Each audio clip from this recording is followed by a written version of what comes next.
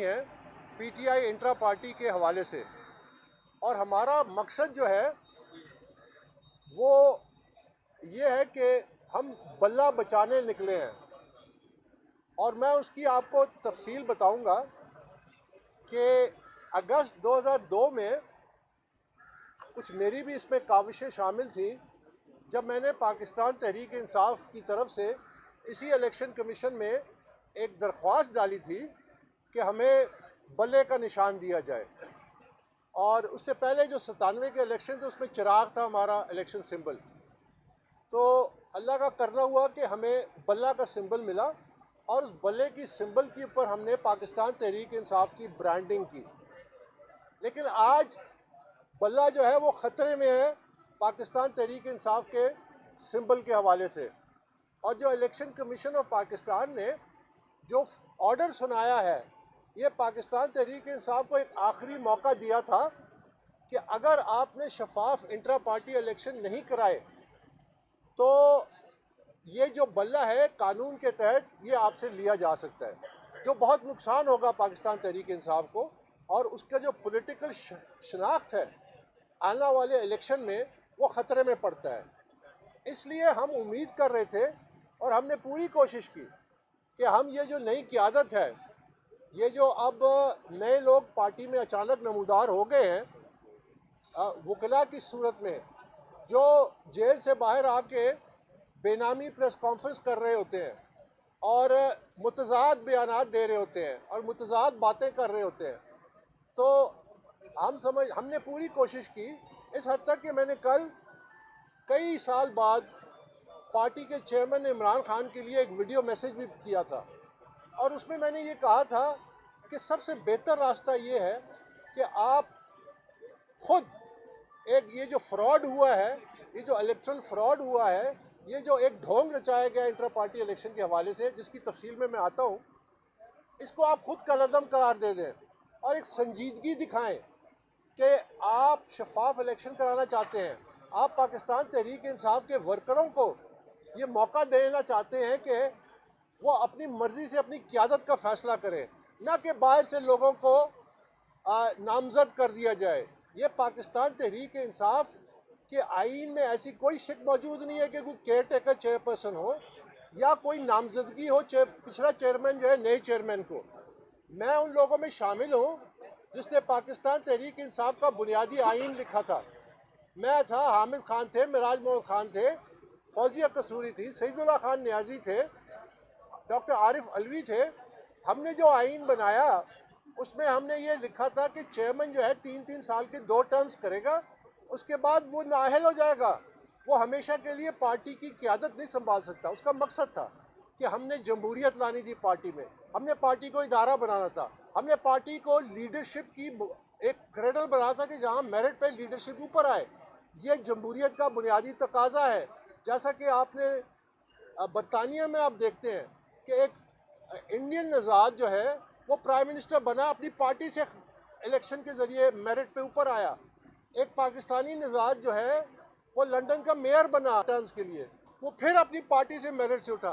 तो ये बुनियादी एक ज़रूरत थी जिसके लिए हम मैं आपको ये याद दिलाना चाहूँ, मुझ पे बड़े अब सवालात उठते हैं क्योंकि मेरा पैगाम, हम सब का पैगाम अब पाकिस्तान में फैल रहा है। तो कोई तरह तरह के बड़े इल्ज़ाम लगे। पहले कहते थे कि ये पानामा की वजह से फ़ॉरेन फंडिंग की है, फिर कोई कहता था इजी लोड, यहाँ खड़े होकर कहते थे, वो तमाम के तमाम खुद डाउनलोड हो गए और चले गए। और अब नए किस्म के इल्ज़ामात हैं। मैं आपको याद दिलाना चाहता हूँ कि दिसंबर 2012 को जो पाकिस्तान तहरीक इंसाफ का पहला इलेक्शन इस्लामाबाद का हुआ था, उसमें जो खामियां थी मैंने इलेक्शन कमीशन के सामने वो निशानदेही की थी। तो अगर मैं किसी के इशारे पे चल रहा होता तो उस वक्त मैं ना करता। ये मेरी एक स्ट्रगल है कि ये जमात हमें बहुत अजीज़ है, ये निशान जो है इंतखाबी हमें बड़ा अजीज़ है। अब जो इलेक्शन कमीशन ने ये फ़ैसला किया कि इनको आखिरी मौका मिलेगा और वो मौका भी इन्होंने गंवा दिया, तो ये नज़र आ रहा था दीवार पर लिखा हुआ कि पाकिस्तान तहरीक इंसाफ का जो इलेक्शन सिंबल है वो अब संगीन खतरात का सवाल है। क्योंकि जिस भोंडे अंदाज में ये इलेक्शन कराए गए, मैं और ये हमारे वफद के कुछ लोग हमारे साथ थे, हम 1 दिसंबर पाकिस्तान तहरीक इंसाफ के मरकज़ी दफ्तर में गए और हमने वहाँ जो मरकज़ी दफ्तर के नुमाइंदे हैं उनसे हमने तीन चीज़ें मांगी। हमने कहा हमें वोटर लिस्ट दी जाए, हमने कहा हमें इलेक्शन के कवायद और ज़वाबित दिए जाए, हमने कहा कि हमें जो इलेक्शन का जो तरीक़ाकार है, कैंडिडेट जो वोटर लिस्ट है वो दी जाए। आप यकीन कीजिए उन्होंने बड़ी सच्चाई से कहा कि ये चीज़ एग्जिस्ट ही नहीं करती, ऐसी चीज़ मौजूद ही नहीं है, तो हम आपको कैसे दें।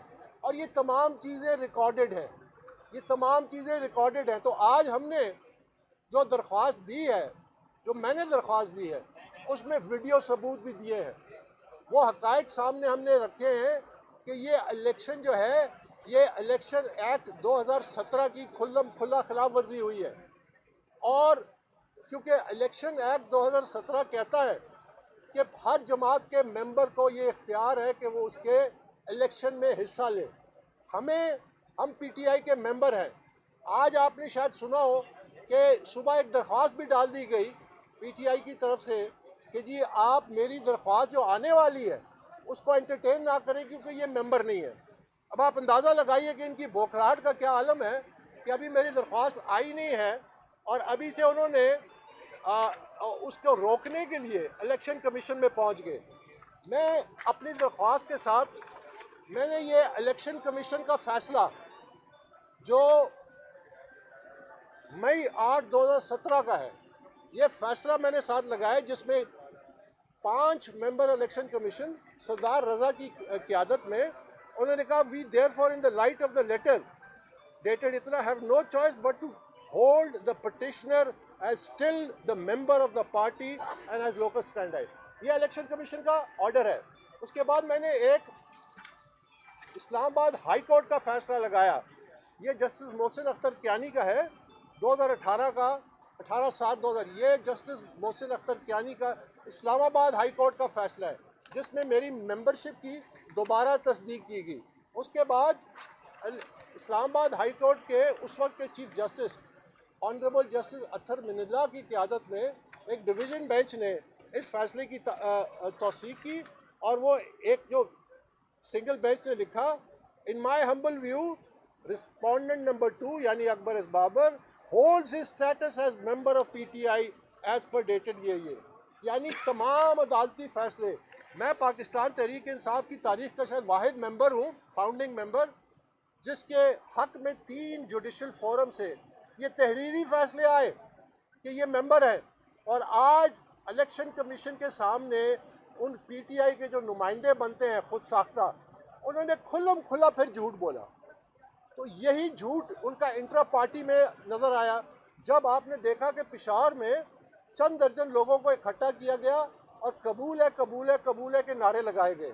हमने निकाह में तो सुना था कि कबूल है, आज तक किसी इलेक्शन में ये नहीं सुना। तो हमने जो दरख्वास्त जो मैंने दी है उसमें हमने तमाम सबूत रखे हैं और इलेक्शन कमीशन ऑफ पाकिस्तान से ये इस्तदा की है कि वो पाकिस्तान तहरीक इंसाफ के ये जो जाली इलेक्शंस हुए हैं, ये जो फ्रॉडुलेंट इलेक्शंस हुए हैं, ये जो फेक इलेक्शंस हुए हैं, ये जो रिग्ड इलेक्शंस हुए हैं, इनको कलअदम करार दें। और इनको कलअदम करार देने के साथ साथ हमने उनसे ये भी दरख्वास्त की है कि वो पाकिस्तान तहरीक इंसाफ को ये हुक्म दें कि fill for free and fair election कराए जाए, लेकिन न्यूट्रल मॉनिटर्स के नीचे। यानी इलेक्शन कमीशन को ये हमने एक नया ब्रेकिंग ग्राउंड के तौर पे कह रहे हैं कि चूंकि पाकिस्तान तहरीक इंसाफ की एक लंबी तारीख है रिग्ड इलेक्शंस कराने, जो कि इस फैसले में लिखा हुआ है जिसका जस्टिस वजीर ने 2013 के इलेक्शन को रिजेक्ट किया था। तो हमने इलेक्शन कमीशन से कहा कि आप इनको हुक्म दें कि फौरन फ्रेश इलेक्शंस कराएं, इंडिपेंडेंट मॉनिटर्स को प्रोसेस को देखें कि क्या वो ट्रांसपेरेंट है कि नहीं। और तीसरी बात, जो ही पाकिस्तान तहरीक इंसाफ शफाफ इलेक्शन कराती है तब उनको ये बल्ले का निशान जब तक एबेंस में रखें, जब तक ये बल्ले का निशान उस वक्त इनको दें जब ये शफाफ इलेक्शन कराते हैं। और इसमें आखिर में सबसे अहम बात, मैंने अपनी दरख्वास्त में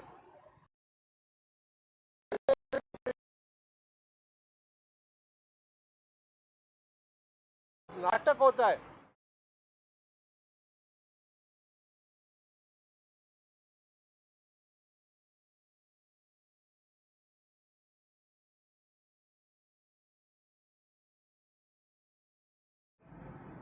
It is time that the charade of holding rigged and manipulated intra-party elections must end. All major political parties must be vigorously scrutinized under the relevant laws to allow credible and competent leadership to emerge from within political parties. This is the only way forward for democracy to deliver and meet the challenges confronting society. तो ये बुनियादी नकात है जो हमने इस्तदा की है। याद रखिए कि हम चूँकि पीटीआई पे हमारा ताल्लुक है और हमारा लोकल स्टैंड अप पीटीआई है और पीटीआई बनी थी एक रोल मॉडल बनने के लिए, तो इसलिए हमारा फोकस पीटीआई पे ज़्यादा है। लेकिन इस हवाले से हम चाहते हैं, हम इलेक्शन कमीशन से 12 फंडिंग के हवाले से भी ये कहते आए हैं कि तमाम सियासी जमातों की फंडिंग की उसी तरह स्क्रूटनी करें जिस तरह पाकिस्तान तहरीक इंसाफ हुई, और ये जल्दी होना चाहिए, ये इलेक्शन से पहले होना चाहिए ताकि सियासी जमातें इदारा बने, लीडरशिप सामने ला सकें और वो लीडरशिप पाकिस्तान के मसाइल का हल ढूंढ सके। क्योंकि मैं ख़त्म करूँ, क्योंकि याद रखिए पाकिस्तान में आप 10 इलेक्शन करा लें, ये अभी जो होने जा रहे हैं ना, इसके बाद भी आप देख लेंगे, मैं भी इधर हूँ, अल्लाह ने ज़िंदगी दी, आप भी इधर हैं, आप 10 इलेक्शन करा लें, जब तक आप सियासी जमातों को मेरिट नहीं लेके आएंगे, उसको इदारा नहीं बनाएंगे, उसमें ट्रांसपेरेंसी नहीं लेके आएंगे, उसको डेमोक्रेटिक नहीं करेंगे, जब तक आपके पास कॉम्पिटेंट लीडरशिप नहीं आएगी। कॉम्पिटेंट लीडरशिप जो है पाकिस्तान में मौजूद है, उसके दरवाजे बंद हैं। क्यों बंद है? सियासी जमातें चंद अशखास और चंद ख़ानदानों के कब्ज़े में हैं, वो मेरिट पे कॉम्पिटेंट लोगों को आने नहीं देते लीडरशिप रोल में। जिस तरह के अभी आपने देखा कि पाकिस्तान तहरीक इंसाफ में एक ऐसे शख्स को चेयरमैन नामजद किया गया जिसका पीटीआई से दूर दूर तक ताल्लुक नहीं है। लोग कहते हैं मूरसी सियासत नहीं की, तो ये बादशाहत तो की, बादशाहत और क्या होती है? आप अपनी मर्जी से जिसके मर्जी जो ओहदा दे दे। इन शख्स का मेरिट क्या है पीटीआई में, मुझे इसका कोई जवाब दे दे। ये उसी सूरत में इस्लाह हो सकती है कि आप वर्कर पे एतमाद करें। पाकिस्तान तहरीक इंसाफ के वर्कर जो हैं वो महज सड़क पे निकल के और डंडे खाने के लिए, जेलें काटने के लिए और उनके ख़ानदान के साथ जो कुछ हो रहा है, उनके इक़्तिदार के लिए वो दुश्वारियाँ हैं। आप उनको ये हक़ क्यों नहीं देते? आप उनको ये हक़ क्यों नहीं देते कि वो अपनी लीडरशिप की इंतखाब करें? आप लेवल प्लेइंग फील्ड की बात करते हैं, आप अपने घर में लेवल प्लेइंग फील्ड क्यों नहीं देते? आप अपने पार्टी के मेंबर्स को क्यों नहीं लेवल प्लेइंग फील्ड देते? ये वो तज़ाद क्यों? इसलिए कि सियासी जमातें सिर्फ इक़्तिदार की एक पार्टियों को सीढ़ी के तौर पर इस्तेमाल करती है। ये कभी भी डिलीवर नहीं कर सकेंगे जब तक ये बुनियादी तब्दीलियाँ ना हो। बहुत शुक्रिया। बाबर साहब, आपकी दरख्वास्त में बुनियादी तजाद है। आप समझते हैं कि आपने अभी ये तस्लीम कर लिया है कि इमरान खान ही पार्टी के मौजूदा चेयरमैन हैं और इमरान खान को भी ये हक है कि वो पार्टी चेयरमैन का इलेक्शन लड़ें। इस हवाले से आपने अदालत को रुजू किया है कि उन्हें तो हिफाजत फराम की जाए, बाहर आके इलेक्शन लड़ने के हवाले से हिफाजती इकदाम किए जाएँ। अगर आप चाहते हैं कि पार्टी चेयरमैनशिप के लिए इमरान खान भी मैदान में है तो उनके लिए तो मैदान खुला नहीं है। मैंने कब कहा कि उनको हक तो है ना बुनियादी तौर पर। देखिए, जो ओरिजिनल आइन था ना, जो हमने ड्राफ्ट किया था, उसमें चेयरमैन के सिर्फ 2 टर्म्स थे। और इमरान खान, अगर आप याद करें, थोड़ी पीछे जाए तो बेनज़ीर मरहूम भुट्टो साहिबा जो थी, उससे पहले उनको लाइफ टाइम चेयरपर्सन किया था। तो आप इमरान खान के वो तमाम बयानात निकाल लें कि जो उन्होंने जिस तरह शदीद मुखालफत की थी। ये कैसी सियासी जमात है, ये कैसी जमहूरियत है जहाँ एक सियासी जमात का जो हेड है वो लाइफ टाइम चेयरपर्सन बन गए। तो हम तो इसके बहुत ख़िलाफ़ थे, इमरान खान खुद इसके ख़िलाफ़ थे, तो कैसे लाइफ टाइम चेयरपर्सन बनने के लिए दावा कर सकते हैं? हमने कहा ना, हमने ओरिजिनल आइन में उनको 2 टर्म्स दी थी। तो और मैंने कभी भी नहीं कहा कि उनको जेल से बाहर निकालें इंट्रा पार्टी। मैं तो कह रहा हूँ वर्कर को मौका दें। जो मेंबर्स हैं, इलेक्शन होते किस तरह है? आप कागजात नामजदगी देते हैं, उसके बाद उसकी जांच पड़ताल होती है, कुछ लोग डिस्क्वालीफाई हो जाते हैं, कुछ लोग क्वालिफाई कर जाते हैं, फिर जो इलेक्ट्रल कॉलेज है वो वोट डालता है। इस बुनियादी अमल से पीटीआई के वर्कर गुजरे ही नहीं। एक ढोंग रचाया गया, 2 दर्जन लोगों को इकट्ठा करके कबूल है कबूल है कबूल है और बिला वो उसके सबको डिक्लेयर कर दिया गया। सर, ये बताइएगा, फंडिंग केस भी काफी अच्छा चलता रहा और आप जीते उसमें। अभी इंट्रा पार्टी इंतखाबात के हवाले से आपको कितनी उम्मीद है इलेक्शन कमीशन से? और दूसरा सर, आप क्या समझते हैं, आपने राब्ता मुहिम का भी ऐलान किया कि राब्ता मुहिम जो है कारकुन, अब जो खान साहब की मकबूलियत का ग्राफ है वो तो काफी ऊंचा चला गया, क्या वोटर्स पीटीआई का आपको सपोर्ट करेगा? देखिए, ये बड़ा अच्छा सवाल है। जो इन्होंने कहा कि जी शोहरत या पॉपुलैरिटी की आप बात कर रही है, मुझे ये बताइए कि एक सियासी रहनुमा कोई भी हो, अगर वो पॉपुलर भी है तो सवाल तो ये करना चाहिए कि उसकी पॉपुलैरिटी से हमें क्या मिला, आपको क्या मिला, पाकिस्तानी कौम को क्या मिला, क्या पाकिस्तान की कौम को रोज़गार मिला, क्या पाकिस्तानी कौम को बेरोज़गारी कम हुई, क्या गुर्बत कम हुई, क्या महंगाई कम हुई, क्या अमन व अमान बेहतर हुआ, क्या अदालतें बेहतर फंक्शन। एक शख्स अगर अपनी पॉपुलैरिटी के लिए अपनी पॉपुलैरिटी से बढ़ाता है, वो सियासी लीडर तो होता ही इस वास्ते। मैं आपको मिसाल देता हूँ कि लोगों के लिए कुछ करे। विंस्टन चर्चिल ने सेकेंड वर्ल्ड वॉर अंग्रेज़ों को जिताई, मुश्किल तरीन वक्त था बरतानिया का, जब जर्मनी उसके दरवाज़ों पे दस्तक दे रहा था, नाजी जर्मनी, वो खड़ा हो गया, उसने मुकाबला किया। आपको पता है कि जंग अजीम 2 के बाद जो इलेक्शन हुए, विंस्टन चर्चिल वो इलेक्शन हार गया। तो आप इससे कतई नज़र के कौन जीतता है कौन हारता है, आपने जेन्युइन डेमोक्रेटिक प्रोसेस लेके आना है। आप अगर जेन्युइन डेमोक्रेटिक, मसलन 1965 में प्रेसिडेंट अयूब के नीचे बेसिक डेमोक्रेट सिस्टम था। मोहतरमा फातिमा जिन्ना मशरकी पाकिस्तान में ट्रैवल कर रही थी ट्रेन में, लाखों लोग आते थे स्टेशन में उनको वेलकम करने। अगर उनका सिस्टम उस वक्त अलाउ करता कि मोहतरमा फातिमा जिन्ना वही सिस्टम में प्रेसिडेंट इलेक्ट हो जाती, शायद ये बांग्लादेश का सानिया ना होता। एक जेन्युइन डेमोक्रेटिक प्रोसेस था। तो हम तो डेमोक्रेटिक प्रोसेस के लिए हैं, हम शख्सियात से बालातर होकर सोचते हैं, और इसमें पीटीआई के मेंबर्स का फंडामेंटल राइट है अंडर द लॉ कि वो अपनी क़यादत का इंतखाब करें। आप उनको डिनाई किया गया। हम इसके लिए इलेक्शन कमीशन में आए। एक वजाहत करता चलूँ कि हमने जो दरख्वास्त डाली है, मैंने उसमें हमने उस केस का रेफरेंस दिया है जो ऑलरेडी चल रहा है, उसी रेफरेंस से हमने ये एक कंप्लेंट फाइल की है। इलेक्शन कमीशन उसको कैसे देखता है ये जाहिर है उनका अपना इख्तियार है। आपने कहा कि आप चाहते हैं बल्ले का निशान हो जाएगा, तो आप जो उसमें दरख्वास्तें दे रहे हैं तो इंदिरा पार्टी मुतनाज़ हो जाएंगी और बल्ले का निशान जाने की जो इम्कानात हैं वो भी बढ़ जाएंगे। देखिए, जो इलेक्शन जो इंट्रा पार्टी हुए हैं, ये ना सिर्फ मुतनाज़ा है बल्कि टोटल फ्रॉड है। अब अगर हम खामोश रहें तो आप ये समझिए कि जानते बूझते हुए आप एक मेगा क्राइम के एकम्प्लिस बन जाते हैं।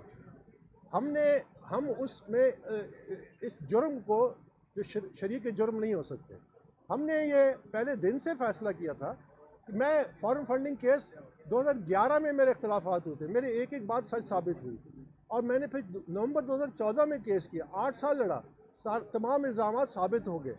तो मेरा मकसद हमेशा से ये रहा है कि पाकिस्तान तहरीक इंसाफ को इदारा बनाना है। जब तक आप पाकिस्तान तहरीक इंसाफ को इदारा नहीं बनाएंगे, आगे नहीं बढ़ेगी। अब अगर हम ये ना देते दरख्वास्त, तो नज़र तो यही आ रहा था कि जो इलेक्शन कमीशन ने हुक्म दिया है उनके अहकामात पे अमल नहीं हुआ, शफाफ इलेक्शन नहीं हुए, क्योंकि टोटल भोंडे इलेक्शन किए गए ना, जिसमें वोटर लिस्ट नहीं है, जिसमें कागजात नामजदगी नहीं है, जिसमें कवायद ज़वाबित नहीं है, और हम खुद पर्सनली गए। उस सूरत में बल्ला ज़्यादा ख़तरे में था, क्योंकि उन्होंने ऑर्डर में लिखा है कि अगर आपने दोबारा शफाफ इलेक्शन नहीं कराए तो ये बल्ला आपसे ले लिया जाएगा। हम दरमियान में ब्रिज बनना चाहते हैं। हम कहते हैं नहीं, अभी भी इनको मौका दें, लेकिन ट्रांसपेरेंट इलेक्शन कराने के लिए मॉनिटर्स मुकर्रर करें, और जब तक इस बल्ले को अबेस में रखें ताकि ये हमारे हाथ से ना जाए। ये बताइएगा कि सियासी जमातें हैं, नून है, पीपल्स पार्टी है, उधर भी इंट्रा पार्टी इलेक्शन हो रहे हैं, 30-30, 40-40 साल से वही चेहरे दोबारा सामने आ रहे हैं, उनका जिक्र भी वो भी करते हैं, साथ में सिर्फ पीटीआई पे क्यों? नहीं, मैं ये दे चुका हूँ, कह चुका हूँ। आप शायद, मैं आपको पढ़ देता हूँ। ये जो मैंने दरख्वास्त दी है ना जी, इसमें ये जो आखिरी मेरा नुक्ता है, ये मैं आपको पढ़ देता हूँ। मैंने लिखा है कि please allow me to conclude by stating that political parties are the nurseries of future political leadership. The Election Act 2017 provides the legal framework to ensure that the leadership of political parties is democratically elected and represent the will of its members. आगे देखिए, it is time that the charade of holding rigged and manipulated intra-party elections must end. All major political parties must be vigorously scrutinized under the relevant laws to allow credible leadership to emerge. आपने जो बात की, मैंने तहरीर में लिख दिया कि ये बिला तफरीक करना है, तभी पाकिस्तान के निज़ाम में तब्दीली आएगी। लेकिन आप नहीं समझते कि चंद हफ्तों बाद इलेक्शन होने जा रहे हैं, तो अगर पीटीआई से बल्ले का निशान ले लिया जाएगा तो इससे पीटीआई को नुकसान होगा, किसी और पार्टी को नुकसान नहीं होगा। देखिए, मैं तो अभी मैंने यही वजाहत की है कि मैं तो बल्ले का निशान बचाने आया हूँ। वो इसलिए कि इलेक्शन कमीशन ने जो ऑर्डर दिया है ना नवंबर 23 का, उसमें उन्होंने लिखा है कि अगर आपने दोबारा शफाफ इलेक्शन ना कराए, ये आखिरी मौका हम दे रहे हैं, तो बल्ले का निशान आपसे ले लिया जाएगा। ये उसमें लिखा हुआ है, उसमें तहरीर में है, आखिरी जो 2-3 लाइनें हैं। अब ये तो टोटल जाली इलेक्शन कराए हैं, सबको नज़र आ रहा है कि जाली इलेक्शन हैं। अच्छा, अगर मैं ये दरमियान में हम इसलिए आए हैं कि हमने इस्तदा की है कि इलेक्शन कमीशन फ़ौरन हुक्म दे कि ताज़ा इलेक्शन कराएं और इंडिपेंडेंट मॉनिटर्स लगाएं, और ताकि ये उस फाइनलिटी पे ना जाए कि बल्ला हमेशा के लिए ले लिया जाए, और एक और मौका मिले जब तक बल्ले को आप अबेंस में रखें, शफाफ इलेक्शन कराएं और दोबारा बल्ला इनको अलॉट करें। तो हम, अगर आप समझने की ज़रा वो करें, हम एक्चुअली दरमियान में आ रहे हैं कि इसको बल्ले को बचाने के लिए, हम बल्ले बचाना निकले हैं। सर, आपने ऑडियो वीडियो सबूतों की बात की है, उस ऑडियो वीडियोस में क्या है? ये बताइए कि आपने सारी ज़िंदगी ब्रांडिंग की है इमरान खान की और वोटर्स को इमरान खान से जोड़ा है। वोटर्स जो है वो इमरान खान के अलावा पीटीआई को तस्लीम नहीं करते, और ये आपकी सारी जिम्मेदारी थी कि सारी ज़िंदगी आपने ये काम किया है, और अभी आप वोटर्स को इमरान खान से अलग कर रहे हैं और आप कह रहे हैं कि उनको 2 टर्म के बाद अलहदा हो जाना चाहिए, जबकि वोटर्स इमरान खान के अलावा नहीं सोचते। आप नहीं समझते कि पार्टी की कमर में आप छुरा घोंप रहे हैं? नहीं, सच बोलना कभी छुरा घोंपना नहीं होता। अगर आप सच बोलेंगे और उसको आप तशबीह देंगे कि छुरा घोंपना है, तो इसका मतलब है कि हम चाहते हैं कि एक झूठा निज़ाम कायम रहे और सच्चाई ना आए। जहाँ तक आपका ब्रांडिंग का सवाल है ना, उसमें ज़रा फ़र्क है। यकीनन मैंने 10 साल इमरान खान और पीटीआई की ब्रांडिंग की, 2011 तक वो जो आया। लेकिन आप देखिए कि 2013 के जो इंट्रा पार्टी इलेक्शन थे, उसमें कितना गहमा गहमी थी, उसमें वर्कर्स की कितनी शिरकत थी, और वो पूरा 1 साल वो अमल चला। और उसमें जब शफाफियत नहीं थी तो वर्कर्स का प्रेशर था कि इमरान खान ने जस्टिस वजी को ट्राइब्यूनल का हेड बनाया। आज आपको कुछ नज़र आता है इस किस्म का? ये वो ब्रांडिंग है जो 2014 धरने के बाद शुरू हुई, जिससे उसको 4-4 घंटे लाइव मीडिया पे, नेशनल टेलीविज़न पे, हमारे मैं आपसे मुराद आप नहीं है, लेकिन मीडिया ने उनको लाइव कवरेज दी, 4-4 महीने, 4-4 घंटे हर रोज़। एक कल्ट फॉलोइंग बनाने की कोशिश की गई।